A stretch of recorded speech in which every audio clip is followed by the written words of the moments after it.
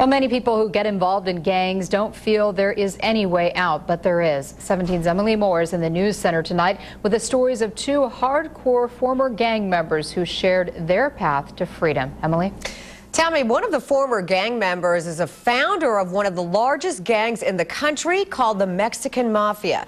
The other was in prison 6 times and even made the news. Both say anyone can break free from a life of gangs and drugs. There's a saying about gang life in the Mexican Mafia: blood in, blood out. In other words, you can't get out unless they kill you.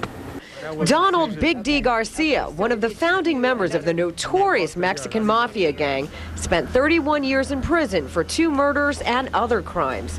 His life was his gang, and he knew he would end up on death row.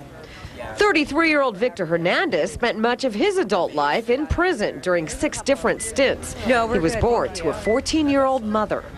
I didn't have any direction, you know, and I went to the streets and I found a street family, which it's a gang. The last time Hernandez was sent to prison, he made the news. In December of 2007, he led police on a high-speed chase in East Bakersfield in a stolen car, then jumped 25 feet over a guardrail to try and get away. It didn't work. He broke his pelvis, ribs, face, and crushed a lung, landing him back in prison, this time in a wheelchair. All the pain and all the loss and the, you know, it all adds up, and it's just one day it hit me and I'm in prison and I'm thinking, you know, there's no benefits in this. You know, there's not like a retirement plan. Garcia, too, had a moment of clarity behind bars in the mid-1980s, just as he was about to murder another inmate.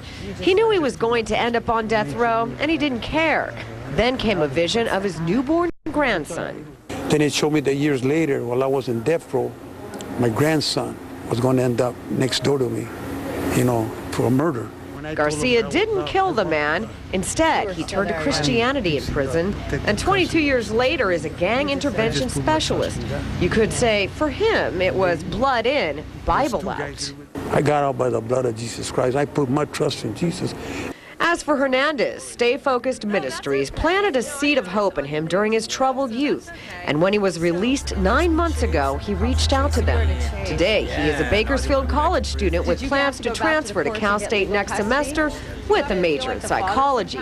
He now has sole custody of his teenage son for the first time in his life and reaches out to help other gang members. Going nowhere, you know, it's life or death, and that's death.